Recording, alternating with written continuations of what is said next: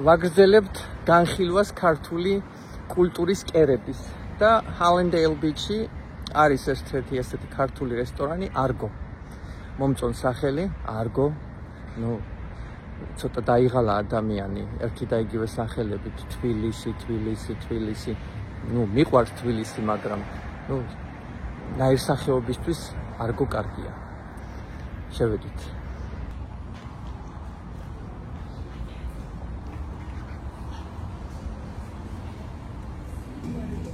ქართული ჩოხა და ატრიბუტები, შვენიერი დარბაზი, სცენა, სადაც ცოცხალი მუსიკა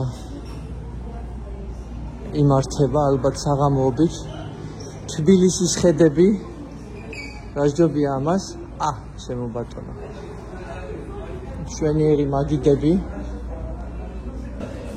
ჩვენი ულამაზესი ქართული დროშა. ძალიან მყუდრო ატმოსფეროა, მომწონს საქაურობა.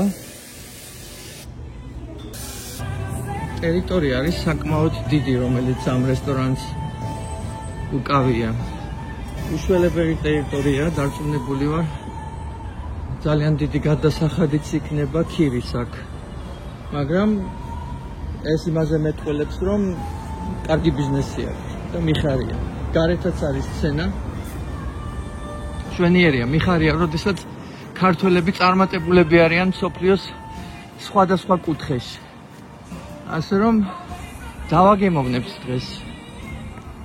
ქართული საჭმელები. ახლა კლასიკა არის ეს ფხალი და ბადრიჯანი ნიგზით და მე მგონი ხა შესახედავად ხომ კარგად გამოიყურება, მაგრამ ახლა ნახოთ როგორი გემრიელი იქნება. მე მგონი მოგვეწონება. როგორ შუშხუნებს